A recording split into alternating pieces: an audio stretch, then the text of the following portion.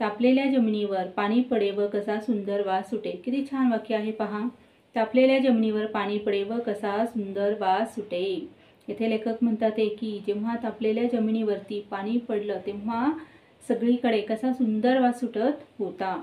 नवीनच पाऊस जेव्हा सुरू होतो तेव्हा मातीचा एक रम्य सुंदर वास सुटत असतो। जेव्हा तापलेली जमीन असते तेव्हा तिच्यावरती जेव्हा पाऊस पडतो तेव्हा सगळीकडे रम्य सुंदर असा वास सुटलेला असतो। गंधवती पृथ्वी या वचनाची त्यावेळेस आठवण होते। येथे गंधवती पृथ्वी या वचनाची आठवण होते असे लेखक म्हणतात।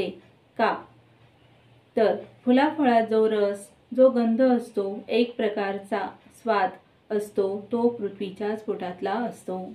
येथे म्हणतात की जो आपण फुलांमध्ये जो रस पाहतो जो गंध वास आपल्याला त्या फळातून येतो तो गंध आणि जे आपण फळ खातो त्या फळाचा जो स्वाद म्हणजेच काय तर त्या फळाची चव जी असते ती पृथ्वीच्याच पोटातली असते।